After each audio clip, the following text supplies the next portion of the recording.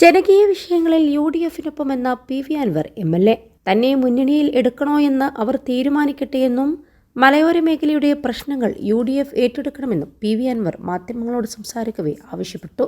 സർക്കാരിന്റെ പുതിയ വനനിയമ ഭേദഗതി ബിൽ വളരെ അപകടകാരിയാണെന്നും PV അൻവർ പറഞ്ഞു. വനംവകുപ്പ് ഉദ്യോഗസ്ഥർക്ക് നിലവിലുള്ള അധികാരത്തിന്റെ 10 ഇരട്ടി അമിതാധികാരം നൽകുന്ന ബില്ലാണിതെന്ന് അൻവർ ആരോപിച്ചു. വന്യജീവി ആക്രമണം സാധാരണ സംഭവമായി കേരളത്തിൽ മാറിയിരിക്കുകയാണ്.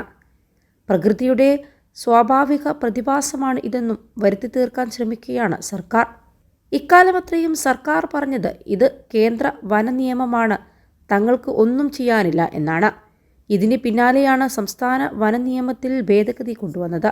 മനുഷ്യരെ മുഴുവൻ കൊന്നൊടുക്കുന്ന രാഷ്ട്രീയ സാമൂഹിക സാഹചര്യമാണ് കേരളത്തിൽ ഉണ്ടാകാൻ പോകുന്നത്. അതിനാലാണ് ഈ വിഷയം ഏറ്റെടുത്ത് മുന്നോട്ടു പോകുന്നത്. വനനിയമ ഭേദഗതിയുടെ ഭീകരത അറിയാനിരിക്കുന്നതേയുള്ളൂ. 21 ലക്ഷത്തോളം സന്തുഷ്ടരായ ഉപഭോക്താക്കളും 2 ലക്ഷത്തോളം തിമിര ശസ്ത്രക്രിയകളും പൂർത്തിയാക്കിയ മലബാറിലെ ഏക കണ്ണാശുപത്രി ആൽസലാമ eye hospital, hospital road, Perinthalmanna. Forest ഉദ്യോഗസ്ഥർ സാമൂഹിക വിരുദ്ധരും ഗുണ്ടകളുമായി മാറും. ഇത് അന്താരാഷ്ട്ര ലോബിയുടെ ഇടപെടലാണ്. ഈ നിയമത്തിനെതിരെ ശക്തമായ സമരം നടത്തും. ഇത് മൂടിവെക്കപ്പെട്ട ഭേദഗതിയാണ്. വനമന്ത്രിയെ മാറ്റാത്തത് എന്തുകൊണ്ടാണ്? മന്ത്രിയെ മാറ്റിയാൽ വന ഭേദഗതി നിയമം പാസ്സാക്കാനാകില്ല. ഇത് അറിയാവുന്നതുകൊണ്ടാണ് മുഖ്യമന്ത്രി AK ശശീന്ദ്രനെ മാറ്റാത്തതും.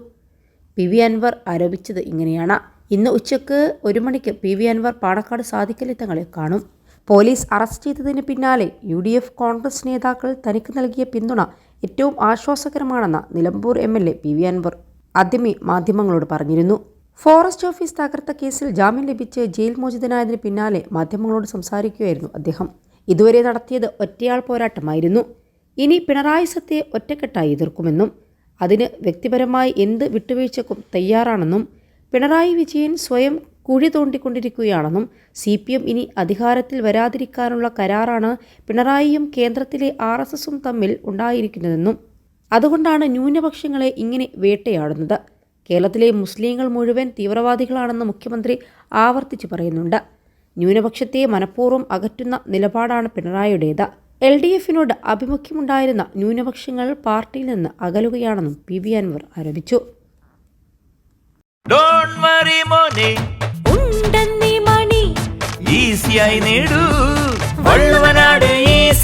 ആവശ്യം ഏതുമാകട്ടെ, പണം ഞങ്ങൾ തരും.